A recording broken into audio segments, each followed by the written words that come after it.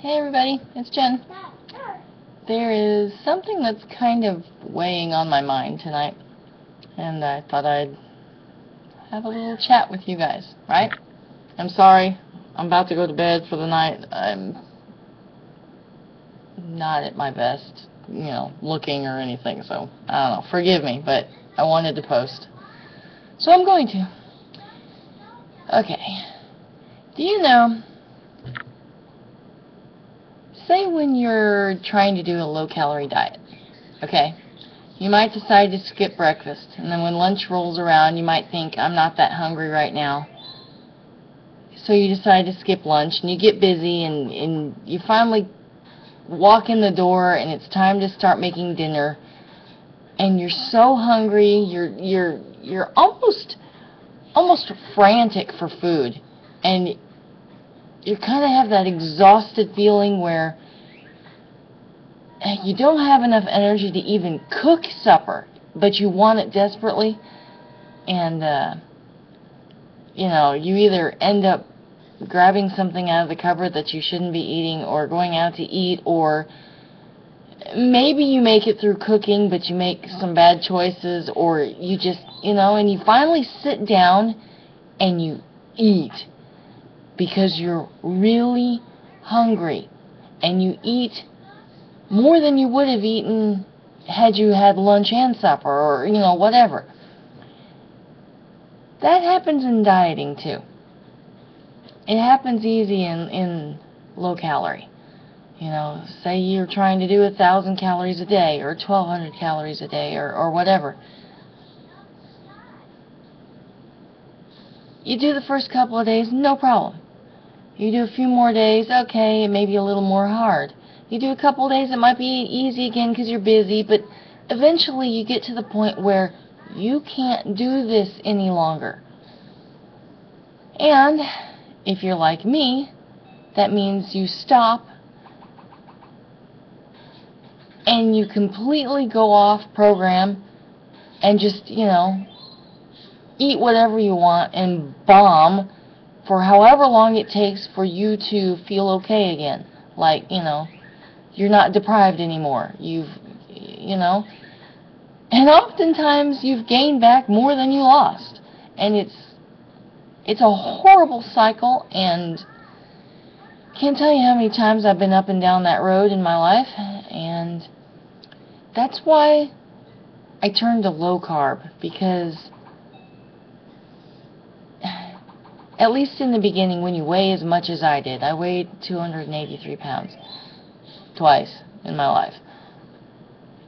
When you weigh that much, you can do low carb and not count calories as long as you're really strict on the carbs and lose weight. Pretty well, too.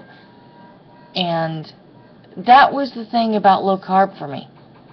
You don't have to count calories. So if you're hungry, you eat.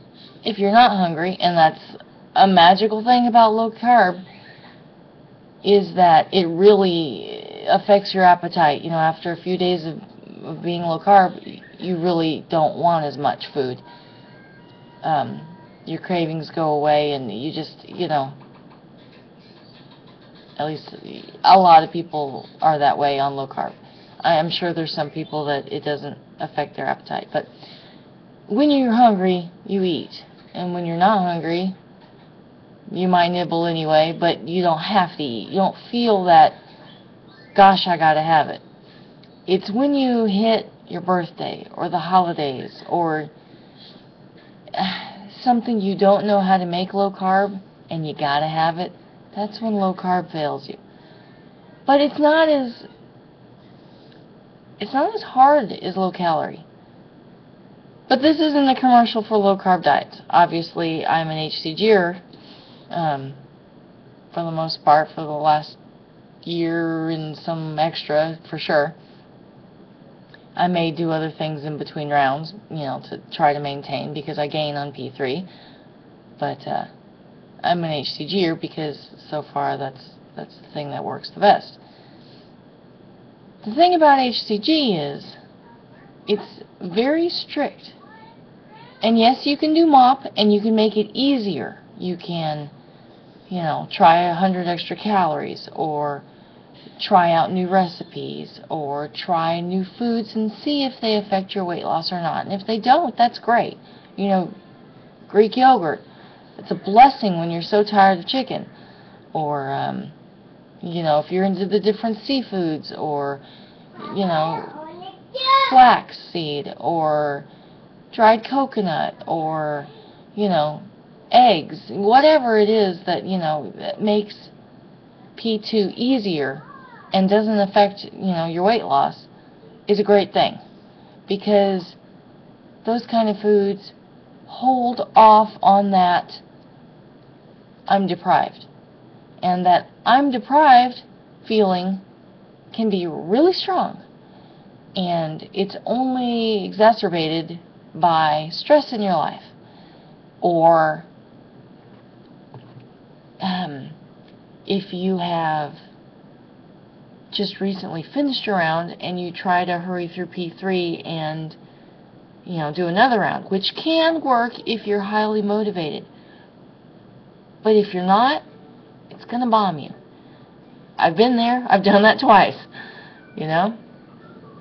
So what I'm trying to say is, if you get to the point in P2 where you really can't stand it anymore, you're feeling deprived, and every day is getting you closer to where you're going to hit that I've got to eat, and you totally mess things up,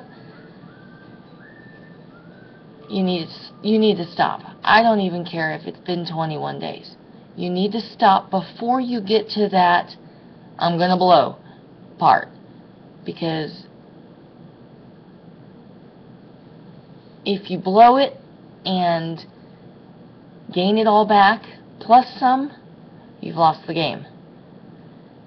If you are able to stop and you can maintain, now your LI, it may not be at your LIW or your LDW, it may be a few pounds higher.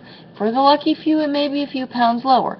Bodies have these set points that they like to spring back to, and they're powerful things. But if you have a net loss for the round and you're able to maintain it before you begin another round, or, you know, whatever you do next to lose weight, you've won. I don't care if it's only 5 pounds. You've won.